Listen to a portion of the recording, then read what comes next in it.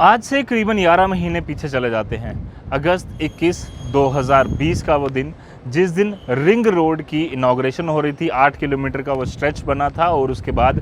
सबसे पहले lieutenant governor Manoj Sinha साहब जब आए थे, जब उनका पहला दौरा था जम्मू का, श्रीनगर होने के बाद जब वो जम्मू आए तो सबसे पहला इवेंट जो है जम्मू में उनका वही हुआ था, जिसमें कि रिंग रोड की इनॉग्रेशन थी। और उस दिन उन्होंने कई महत्वपूर्ण बातें की थी। सबसे पहले तो पूरे जम्मू एंड कश्मीर को बधाई दी थी कि किस तरह से डेवलपमेंट के रास्ते पर वो तेज़ी से बढ़ा है आर्टिकल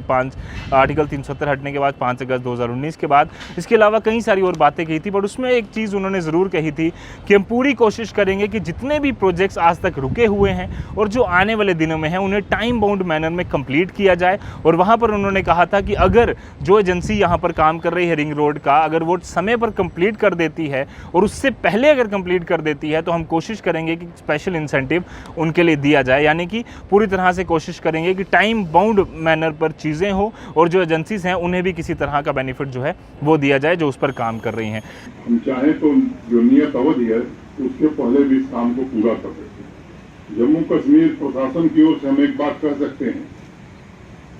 कि अगर आप समय के पहले काम पूरा करेंगे तो विशेष इंसेंटिव आपको देने का प्राविधान हम लोग कर सकते हैं। उसी कड़ी में आज करीबन 11 महीने बाद हम आज देख रहे हैं कि इतने प्रोजेक्ट्स जो तेज़ी से, जिनमें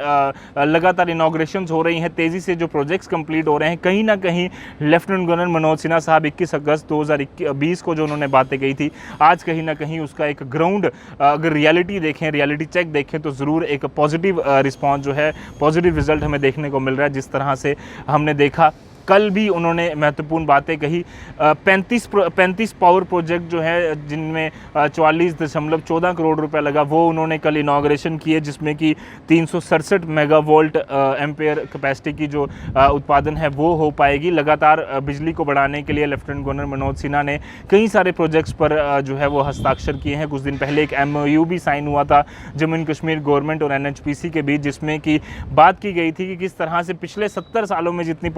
पावर आज तक उत्पादन हुई है, जिसकी प्रोडक्शन हुई है, उसी के जितनी पावर, यानी कि दोगुनी पावर हम अगले 5 साल में कर देंगे। इसी तरह से तेज़ी से और प्रोजेक्ट जो हैं वो लाए जा रहे हैं, ताकि पावर जो है, जो सबसे बेसिक नीड है लोगों की कि हर घर में बिजली एटलीस्ट पहुंचनी चाहिए, उसका सपना जो है वो जल्द से जल्द पूरा हो सके। इसके अलावा उन्होंने कल बात करते हुए ये भी कहा कि सवालकोट का जो प्रोजेक्ट सन 1984 में कंप्लीट हो जाना चाहिए था, उसको जिसमें ये कहा गया था कि 1856 मेगावाट जो बिजली उत्पादन कर सकती है, वो कितने सालों से लटका पड़ा था और उसको भी इसी साल मंजूरी देगी। यानी कि 36 साल का प्रोजेक्ट लटका हुआ, उसको इसी साल में मंजूरी दे दी गई, ग्रीन सिग्नल दे दिया गया, जिसमें साफ तौर पर ये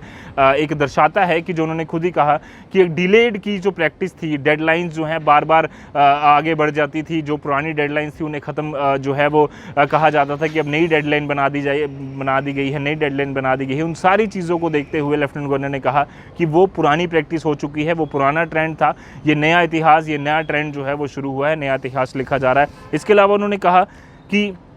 20 से 22 घंटे बिजली देने का हमारा पूरा कोशिश है। जिस तरह से बाकी स्टेट्स में मिलती है, किसी कारणों की वजह से 2 से 4 घंटे बिजली नहीं मिल पाती, बट कोशिश यही है कि जम्मू एंड कश्मीर के हर एक नागरिक को 20 से 22 घंटे बिजली मिले। उसके लिए ज़रूरी है कि इस तरह के पावर प्रोजेक्ट जो है वो तेज़ी से बढ़ाए जाएँ। इसके अलावा उन्होंने ये भी कहा कि बैरन ग्रिड की स्टेशन जो है वो भी सन 2012 में उसको मंजूरी मिल जानी चाहिए थी, कंप्लीट हो जाना चाहिए था, बट वो भी काफ़ी समय से लटका पड़ा था, जिसमें ये कहा जा रहा था कि अगर 160 मेगावाट एम्पायर अगर उसमें ऐड हो जाएगा तो 480 मेगावाट एम्पायर बिजली उत्पादन की कैपेसिटी उनकी बढ़ जाएगी, बट वो नहीं हो पाया। और 9 सालों बाद 119 दिन के अंदर ही उस प्रोजेक्ट जो है पूरी तरह से लेफ्टिनेंट गवर्नर मनोज सिन्हा की अगुवाई में ये कंप्लीट किया गया है, तो अपने आप में एक बड़ी कामयाबी। इसके अलावा कई सारे और प्रोजेक्ट्स, पावर के अलावा अगर हम बात करें तो कल ही एक स्टेट ऑफ द आर्ट एक नई एमरजेंसी जो है वो जम्मू में शुरू की गई, जिसमें नॉर्थ इंडिया में सबसे बड़ी एमरजेंसी अब गवर्नमेंट मेडिकल कॉलेज जम्मू की बन गई है।